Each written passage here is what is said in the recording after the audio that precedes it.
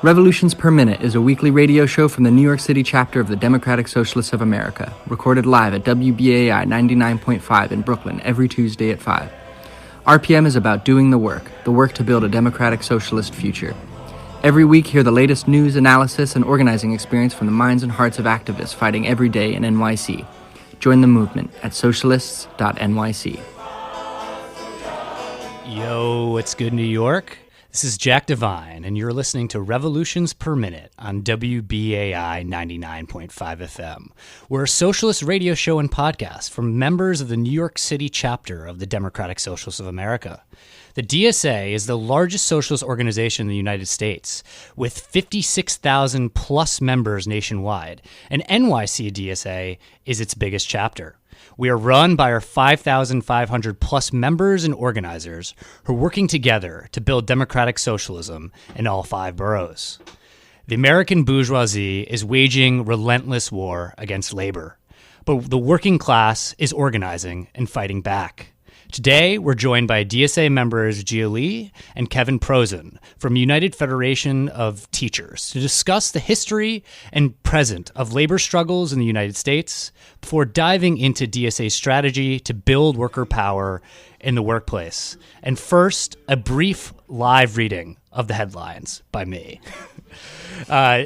Daniel Pantaleo, the NYPD officer who killed Eric Garner in 2014, was finally fired on Monday. NYPD officers have reacted angrily to Pantaleo's firing, insisting that cops are now, quote, afraid to put their hands on people, end quote. Patrick Lynch, head of the Patrolmen's Benevolent Association, called for a work slowdown in response. That's not the type of labor organizing we're going to talk about today.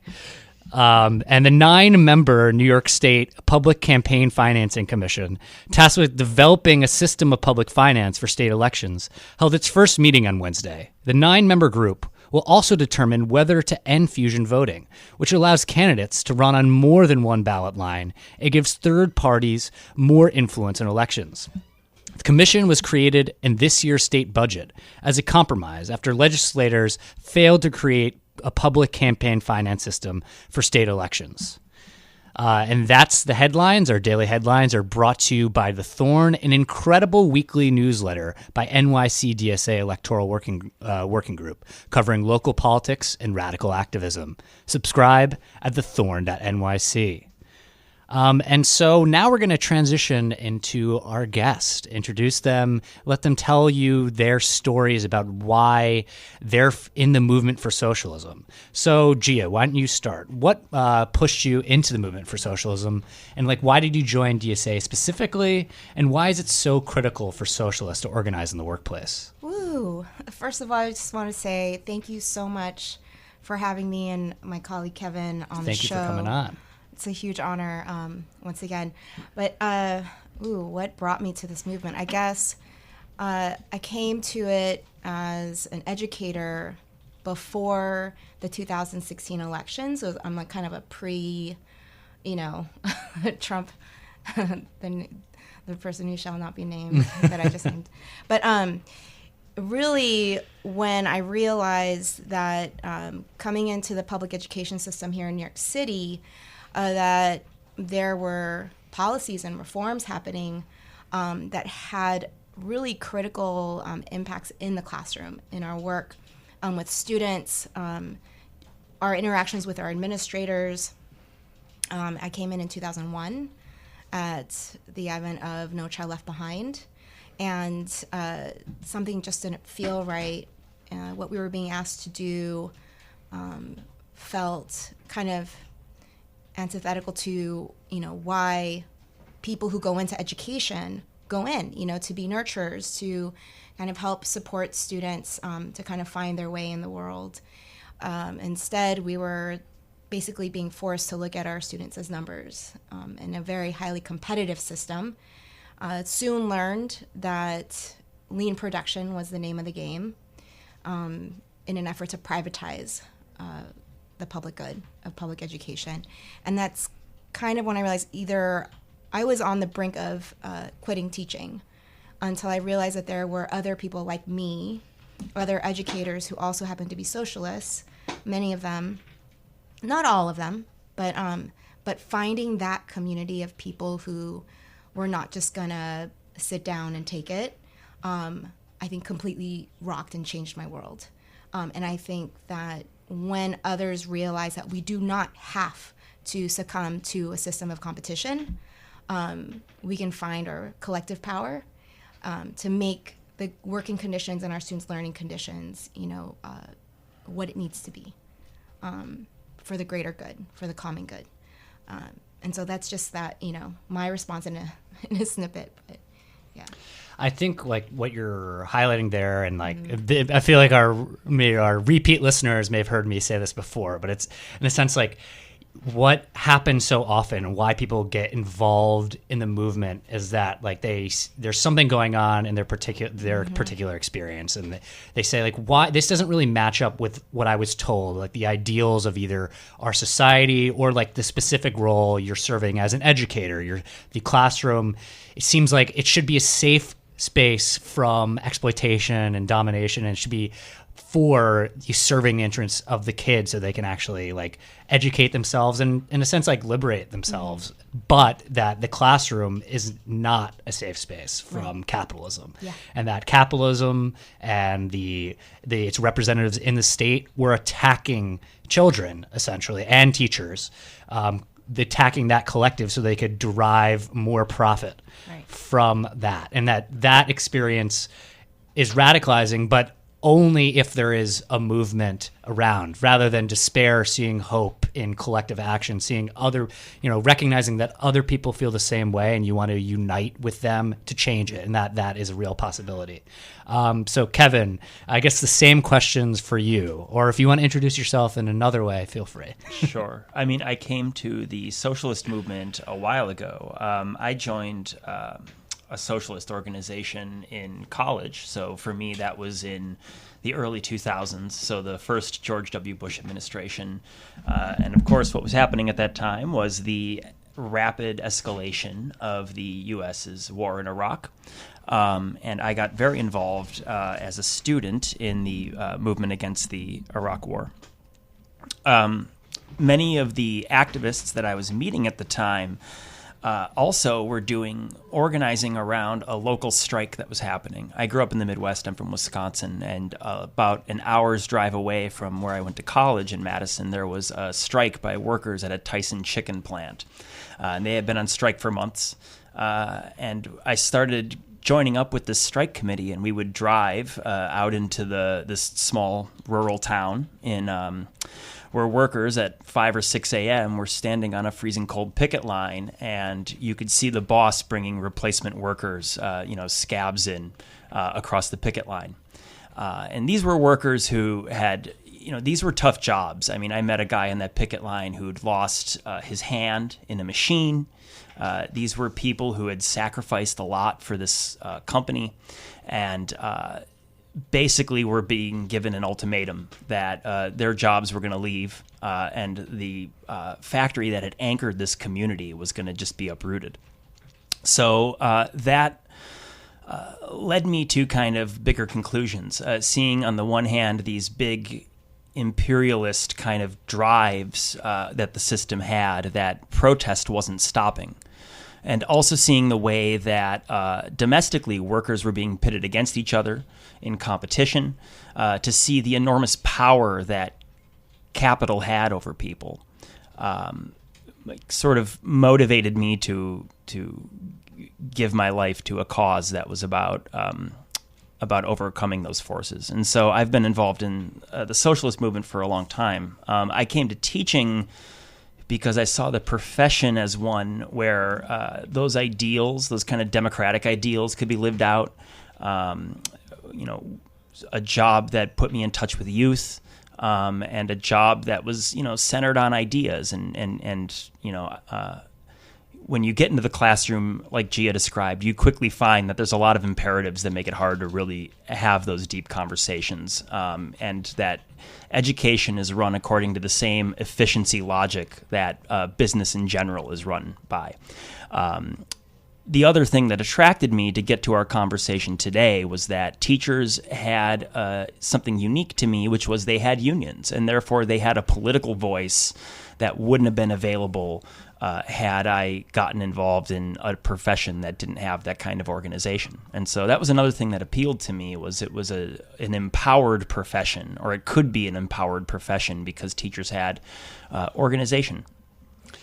In both like the most violent spectacle of capitalist society, something like the invasion of Iraq, the imperial destruction and conquering of an entire society and forcing it to collapse, as well as like the very particular experience you had with that like small number of workers who were fighting against these broader international forces. It's very fascinating how like both of those things come together as in a consciousness raising moment. And together those conceptions, along with like both of your being teachers and talking about public schools, always brings it to mind to me as like, I guess like an inspiring intellectual or whatever. W.E. Du Bois, in particular, Black Reconstruction in America.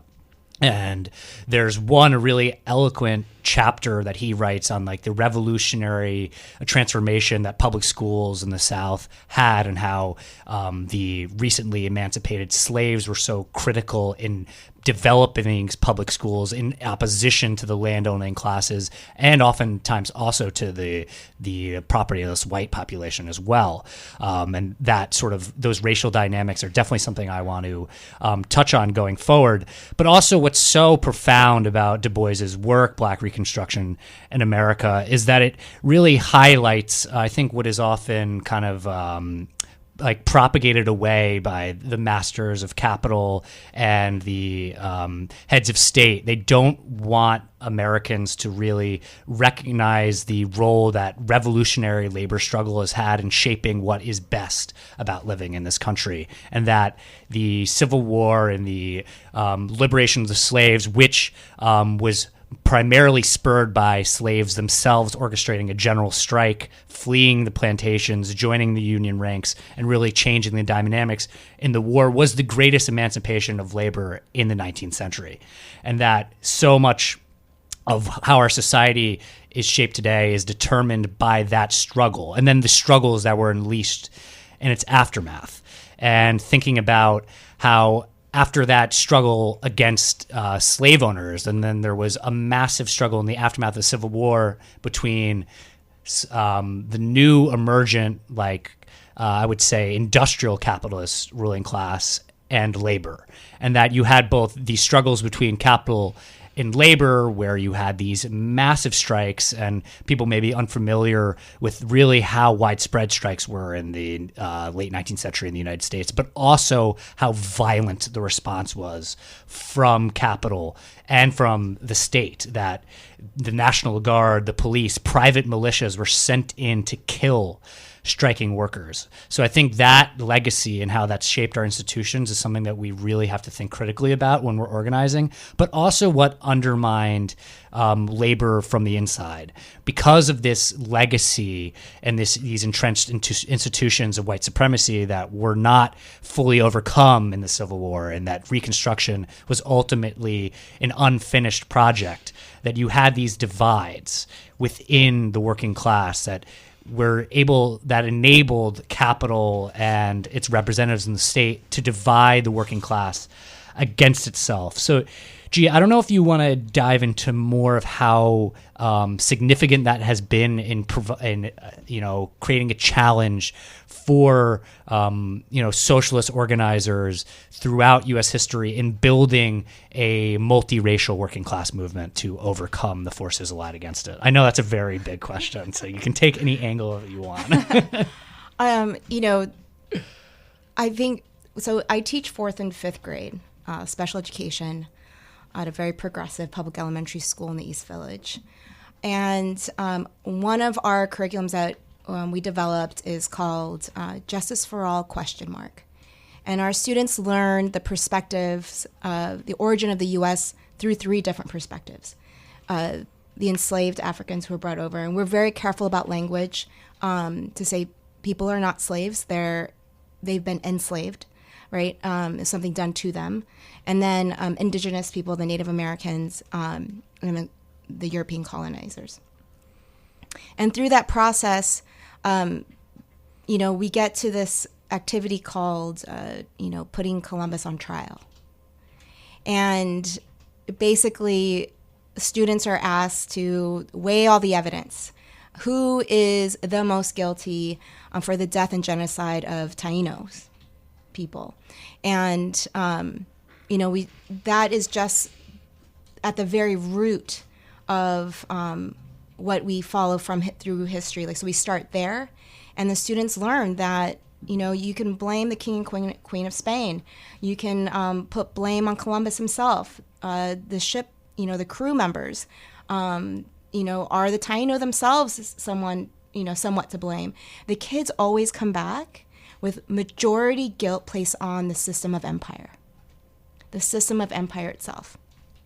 And to that end, we look at, the formation of our country. And without that context, that historical context, we're talking not just the U.S., but in other nations that have been colonized and brutalized that involved the brutalization of certain groups of people.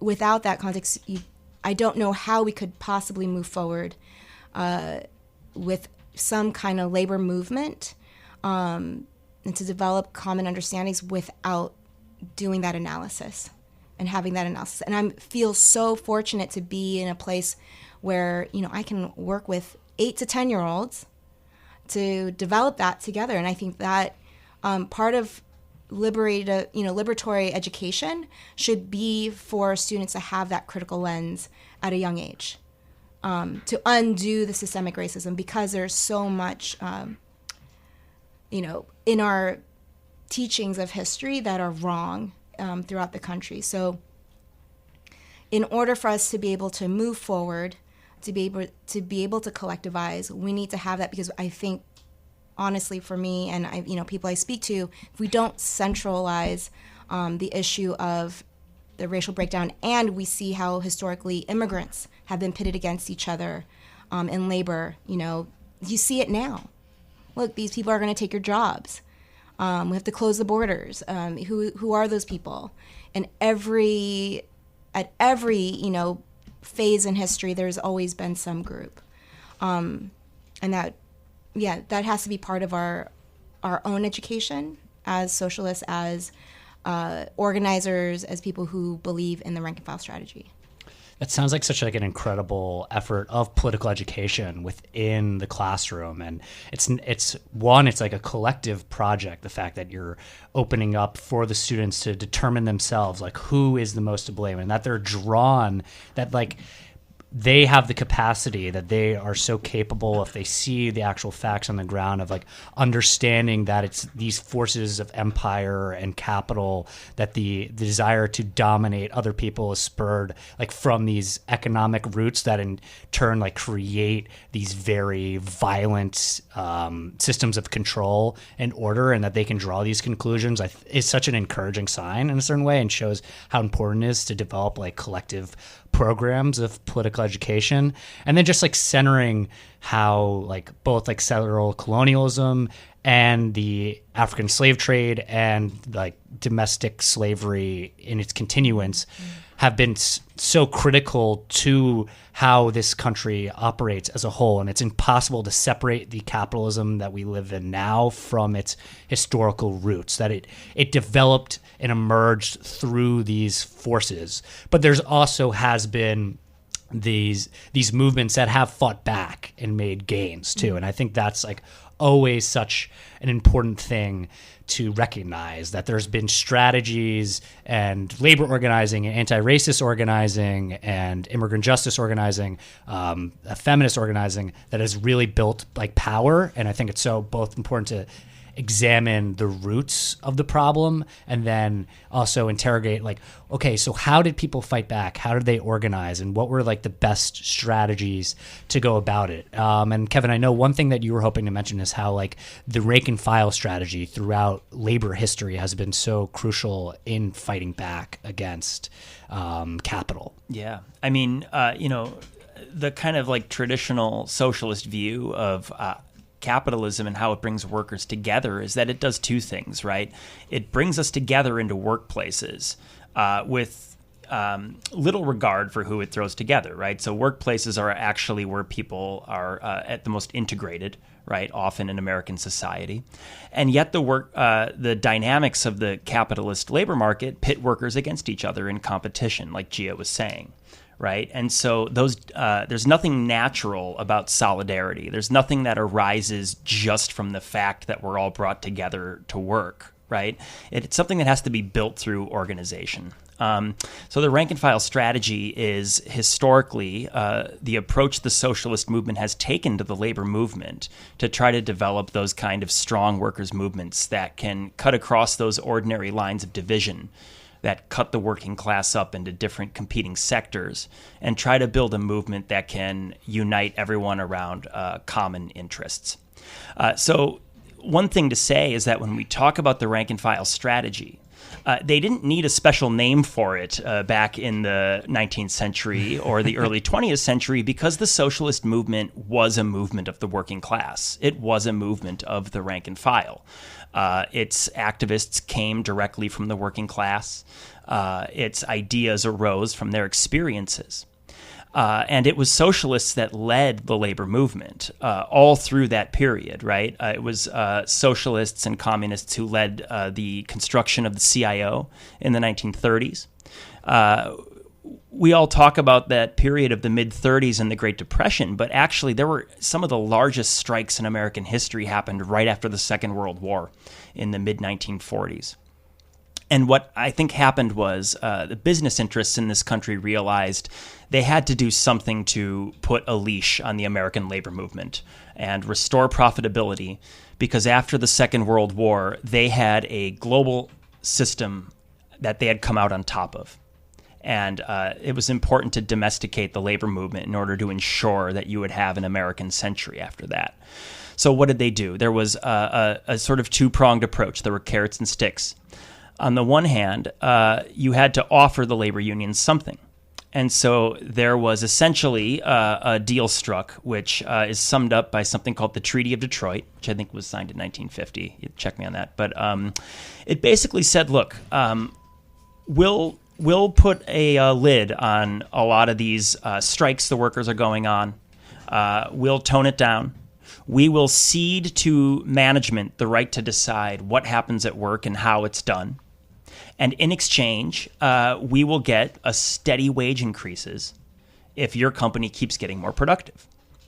So that creates a system that is increasingly hierarchical and bureaucratic, right? These insurgent unions of the 1930s, they were organized by workers on the shop floor, right? And what happens through the construction of the, first the merger of the two previous labor networks, the AFL and the CIO, into one big labor coalition. Contracts like the Treaty of Detroit, and also these kind of arbitrated bureaucratic grievance procedures that would take the resolution of workers' issues out of their hands on the shop floor. These would no longer be resolved by workers collectively organizing to withhold their labor, but they would be sort of processed in a kind of legalistic system that was created that happened sort of above the workers' heads. So that's the kind of incentives. The corollary to that was a very repressive attack on the socialists that have been the main organizers of those unions up to that point. So you have the Taft-Hartley Act, you have the Smith Act that were designed to basically drum socialists and communists out of the labor movement. People are familiar with the history of McCarthyism, and you have a radical separation of basically the conscious socialist militants from the working class. And with the new left in the 1960s, by that time you find you have a left that's mostly a political left that's mostly concentrated on university campuses, largely cut off from a labor movement that was by that time being led by sort of highly paid and very conservative bureaucracy that had interests that were distinct from the workers. And so you had, labor leaders like George Meany, who was supporting the Vietnam War, and you had trade unions that were reinforcing segregation within their trades and so on. And you had essentially a conservative approach that was institutionalized at the top of the unions. And the rank and file strategy was designed to reconcile that situation, to reconnect socialist ideas with the working class base that is their natural home. So it arises in the late 60s and the early 70s. I've been talking a while, I'm almost done. But at that point, that original treaty that we talked about was starting to break down. American companies had new competition from restored German and Japanese economies that had been rebuilt after the war. And in response to that competition, they began to take back from a labor movement that was no longer able to fight back. Yeah, I think so. What's so critical about what you're mentioning is the way that the movement itself was almost integrated, at least the bureaucracy, into, if not the ruling class, at least an appendage of it. And that so much also, I think, what's really critical is the way that so much production in the U.S. became geared around like imperial expansion, and how there was a huge tie in the mass production apparatus to the military-industrial complex, which created incentives for the labor movement to become more tied into militarist production, which created kind of a more conservative ideology. And I'd like to continue about how we got where we are now. But first, I just want to remind our listeners that you are listening to Revolutions Per Minute on listener-sponsored WBAI in New York City, broadcasting at 99.5 FM and streaming on your favorite podcast app. To connect with us after the show, you can email us at revolutionsnyc@gmail.com or sign up for our newsletter to get links to what we talk about on the show. You can do that at our website, revolutionsperminute.simplecast.com. You can find us on Twitter at NYCRPM. Today, we're talking about the labor movement and DSA's strategy to build power in the workplace. And I think, like before, what we were just talking about, where we got to where we were in the 70s and 80s. And you'd also, because of this massive post-war expansion, you'd kind of created what I would say is almost like this, not like labor aristocracy is a term that's thrown around, but you had a privileged working class in the United States that had developed almost some, at least sectors of it, that had developed almost some like petty bourgeois consumption habits, in the sense that they owned property and housing, and that they were primarily interested in consuming more rather than building power in the workplace, which was a byproduct of a campaign orchestrated by the ruling class to divide the working class against itself and against revolutionary movements abroad. And then, so what you have emerge at the end of the 70s and 80s is this new conservative political coalition that is whipped into a social Darwinian froth by Reagan's like very dog whistle-y coded racism, which further serves to demonize people living in the cities who are typically people of color, and at the same time waging a relentless campaign against unions. And I think the turning point that's often referred to is the firing of the striking air traffic control workers.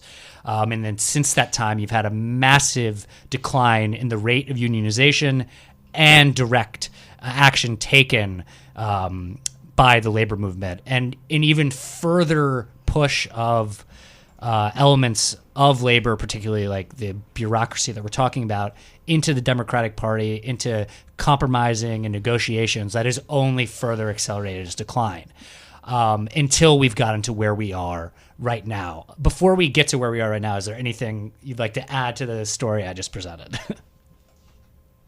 Well, just one thing, which is by the end of the 60s, it is true that workers had things like property and everything. A lot of those things also came out of things like the GI Bill, which were obviously racially segregated programs, and that did foster a lot of these divisions you're talking about.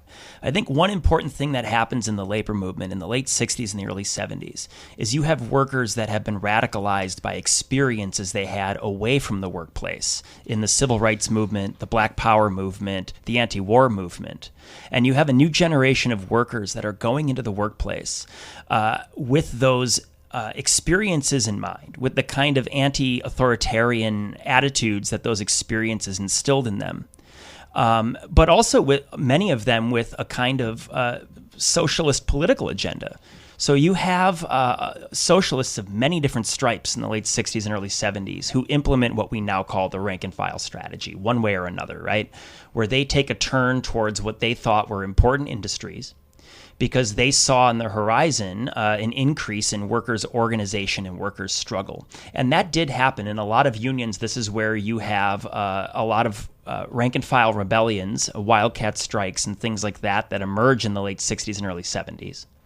And it really did look to people at that time. You got to remember how, tense American society was. I mean, I wasn't alive then, but, when you think about the Nixon era, how tense and violent America was, it really did seem to people that there was some sort of revolutionary crisis on the horizon. So they enter the workplace, but what happens is exactly what you're saying, which is they enter at a time when, in response to the crisis of profitability, business goes on the offensive. They say, we're going to make workers more productive. We're going to make them work harder. We're going to squeeze more out of each individual worker, and we're going to have fewer of them employed. We're going to, that is the process of lean production that Gia mentioned at the beginning, right? We're going to get more out of fewer workers. So in response to that increased competition, there's increased speed up. Workers' jobs become harder. And it's that direct experience of being squeezed harder that is what drives this rebellion among rank and file workers at that time.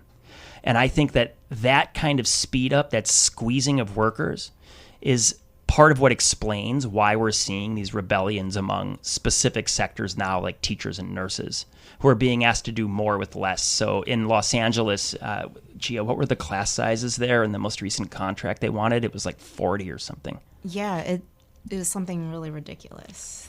So it's getting more out of fewer people. And people feeling that squeeze and feeling the economic stagnation of not having experienced real wage growth in so long is part of why certain sectors of workers are rebelling in the way they are now. Yeah, and I think at the same time you're talking about this increased intensity from the bosses, that it's no coincidence that's also the same time that the police state and the carceral state emerges and is really disciplining people who are considered like surplus population to the capitalist production apparatus, that these people must be punished, and that if they're not serving the interests of capital, then they are not human beings in a certain way. And that we've seen, and teachers and nurses are people that have had to pick up the pieces of this sort of crumbling social fabric outside of these isolated, hyper wealthy areas, and that there's been so much pressure put on these people, and they're also at the same time been forced to do more spending on themselves and their own social reproduction. They become more in debt because you have to get higher training and schools become more expensive. So you're having this kind of learning process. You're becoming you're getting educated with like the tools that you learn in a university space, but then you're not really receiving the upward mobility that you're promised when you're investing in those sort of infrastructural educational tools. So you have this kind of massive class of people who are like organized, like not, as you're saying, they're not like, there's no like clear solidarity that's just there automatically. But you've had all these forces that have constantly been attacking people and batting them down and really shattering any illusion of American dream that has always been like a fraudulent story. But I think there's particular moments where it really bursts to the surface about what a lie that really is. And I think we're living in one of those moments. And so I think it's been incredible seeing how you've had this. I mean, it's particularly been at the educational sector where you've seen this rise in strikes, but also as we're seeing right now, like down in the Southeast, you have this incredible strike of over 20,000 communications workers in a region of the country that is the most hostile to labor, not just in the U.S., but arguably in the entire like industrially developed quote unquote world. That it is, I mean, we could get back to the legacy of slavery we were talking about before, but disciplining labor has always been a huge part in the South. So it's so encouraging seeing that happen right now. But just bring it back to the organizing that happened before these strikes in the teachers' unions and how critical that was to unleashing these direct actions in the first place. Like, Gia, would you want to add anything to that? Well, like Kevin was saying, and you were saying also that people often don't feel compelled to act until there's some, kind of condition that makes it pretty much, fight or flight. But I will say that the strikes in the Southeast, in terms of the teacher strikes in West Virginia and places like that, Arizona even, what we call red states, versus like Los Angeles and some of the blue state strikes, they're different in terms of demographics, in terms of history. But what I will say is I wanted to touch on something that you mentioned that has everything to do with, the dream, the American dream, and the idea that you could, you get an education in order to move up in life. We've defined what success means based on your accumulation of wealth and status. I wanted to share a study that was done out of a university in England. I've mentioned it a couple times, but in other places, it's Kate Pickett and Richard Wilkinson. They wrote a book on it. It's called The Spirit Level. And it's not a spiritual book. It's actually, if you ever use a level to put a picture up or something, it's when there's equilibrium. And the study went in with this idea that poverty is linked to a lot of the social ails that we face. Poor achievement in school, incarceration, violence, mental health issues, teenage pregnancies. They made a long list. And their hypothesis was actually incorrect. Poverty is not directly correlated to those social ills. It's actually in places in societies where there's a gap. So they found a direct correlation between the size of the gap between rich and poor, and the incidences, the higher the incidences and the rates. And they found that like the U.S. and the most capitalist countries have the highest gaps and the highest incidences of all those social ills, right? It speaks to our value set. And education was being framed as a place where we were not closing the gap, right? The achievement gap. The attack went directly onto the teachers in the schools. Basically, the reason why the predominantly Black and brown and poorer communities were not achieving, the blame was being placed on educators, despite the fact that for the last 40, 50 years, you saw legislation passed at this, state and federal levels, giving much more power to corporations than individuals in communities. And at the same time, in tandem, stripping away the power of unions, right, to be able to strike. Like in New York State, we have the Taylor Law. So it was really clever of this capitalist class to frame the lack of achievement, the lack of access to success, onto schools to be able to start their then attack on the education budgets of every single state. And I think it's really important that, to remember the disproportionality is always who is most impacted by this income gap, is predominantly in Black and brown communities. Yeah, and that who owns the wealth is predominantly a closed circle of white men, and that all workers in this country are exploited and all communities are dealt with violence, but it's Black and brown communities in particular who are dealing with the violence of the state that is perpetuated by the inherent exploitation of the system itself. But at the same time, this level of labor organizing that is reemerging is very encouraging to see that, and I think it's really important that you mentioned the distinction between like a strike in West Virginia and Arizona than the ones in Los Angeles, where I remember reading about, and it seemed very clear that like racial justice issues were at the core of how they were able to organize for that strike, how they were able to build momentum in their rank and file strategy within the union and then build community trust outside of it so they could take that action and then win that labor action and build further power. Mm-hmm. And so I want to jump into DSA's strategy for a bit before opening the phone lines, but I just want to remind our listeners that you are listening to Revolutions Per Minute on listener-sponsored WBAI in New York City, broadcasting at 99.5 FM, and streaming on your favorite podcast app. To connect with us after the show, you can email us at revolutionsnyc@gmail.com or sign up for our newsletter to get links to what we talk about on the show. You can do that at our website, revolutionsperminute.simplecast.com, and you can also find us at Twitter at NYC RPM.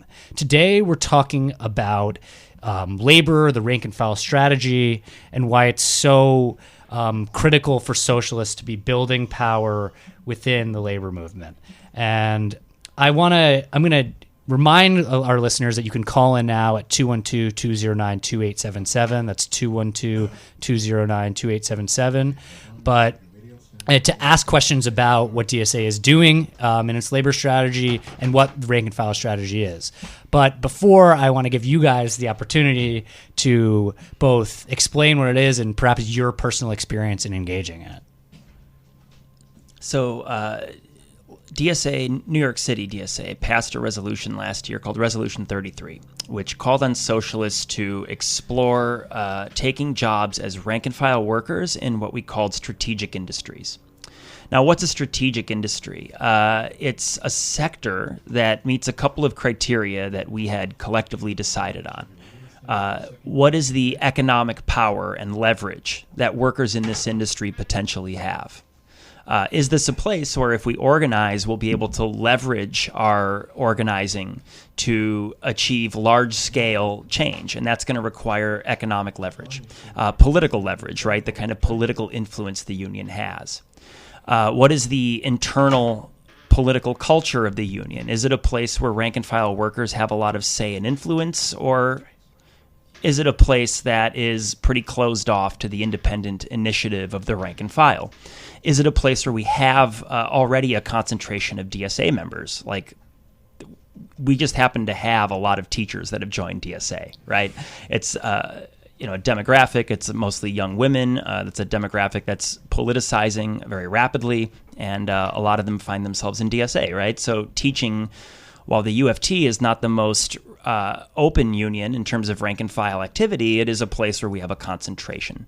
So nothing's We're not outside agitators. That's right. No, I'm definitely inside the New York City school system. It's been many years. Been a while now, but that nothing's going to check all those boxes, but that something's going to check enough of them, right? And we decided on, I think, 6 or 8 industry. It's teaching, nursing, telecom, public transit, public sector workers in DC 37, other places that we thought met these criteria for unions with strong economic and political leverage, places we could do realistic organizing, and places that actually provided people sustainable jobs. I mean, I think one thing to say is in the 60s and 70s, when socialists attempted this rank and file strategy, because of the separation between the socialist movement that in the New Left, which was largely concentrated on universities, and then their gap with the industrial working class, they often found themselves in these sort of absurd situations where kids would graduate from Columbia and then go get a job in like a coal mine or an auto plant or whatever. And it wasn't a sort of natural fit with their life trajectory. And, it's hard to establish credibility with people when you don't share a certain set of life experiences with them, right?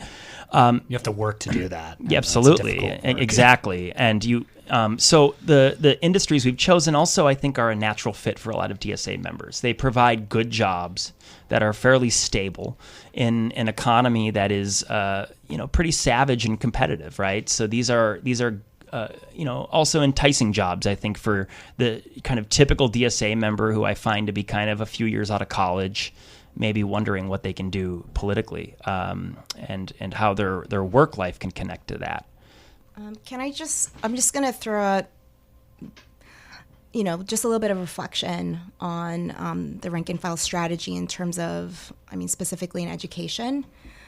In New York City, and it's basically the most segregated school system in the country, and that a majority of, DSA members tend to come in who are white, and that we be cautious not to perpetuate the very, kind of white supremacy within our own efforts for a rank and file strategy, and undo a lot of the really good work that I will say, have to give credit to all the folks who are dedicated to this, but also to be cautious, because I remember one of the first books that I read was by Bell Hooks, and understanding, by Paulo Freire, The Pedagogy of the Oppressed, that we come in with cultural consciousness, that we're not walking in as saviors, and that we go in and, I'm part of the Black Lives Matter at Schools organizing work here in the city, and, one of the central demands is to hire more Black educators. Students of color need to see educators who look like them, who understand their context and their world, and that we be conscious of that in this work. I think that's like such a crucial and critical point to make, that we're not coming in as saviors. Well, many people are already working in these unions and in these jobs, but that the role of DSA and Socialists is not to tell people what to do, but to collectively, through solidarity, lift people up, to help, to be part of a process where we all build power together and recognize the real violence in our society that causes particular communities to suffer under more violence and oppression. Right. We have a caller live on WBAI. You are on Revolutions Per Minute. What's your name? What's your question or comment? Hi, I'm Scott from Syracuse, New York. Hey, Scott, how you doing? Good. Up here it's the same thing. The schools are very segregated. Also near the Onondaga Nation also, there's a lot of enormous poverty up here.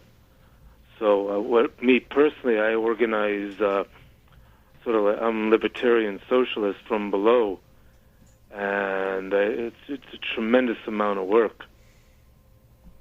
Oh, absolutely. Yeah. I mean, there's definitely plenty of people in DSA who describe themselves as libertarian socialists and very committed to that dual power building model. And also, up here in Syracuse, also I'm a school teacher, and I see enormous. A lot of students come from enormous impoverished backgrounds, whether they be African American or immigrant or First Nation. Oh yeah, I mean, I'm sure there's a lot that you have to deal with on that end, and the violence that is produced, the poverty in particular communities, that the hyper exploitation they experience, and dealing with that in the classroom is a real challenge. Yeah. Okay. Well, in solidarity. Solidarity. Thank you for the call. We have another. Yeah, we've got another caller live on Revolutions Per Minute. What's your name? What's your question? Hello, yeah. I just wanted to. My name, by the way, is Mike, and I just wanted to third, I guess, the.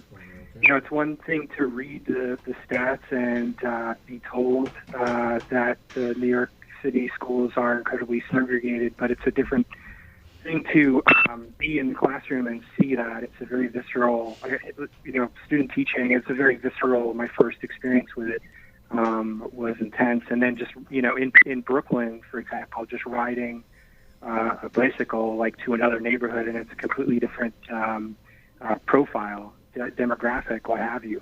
But I had a question related to, as an outsider to DSA. I was able to watch a lot of the live stream, obviously a lot of other people were. I'd be curious to see if that happens again next year. But it was open, and I was interested. What caught my eye was a vote for or against support, officially endorsing, the climate strike, which I believe was an amendment to a resolution on the Green New Deal. Now that amendment did not pass. I don't think it was even close.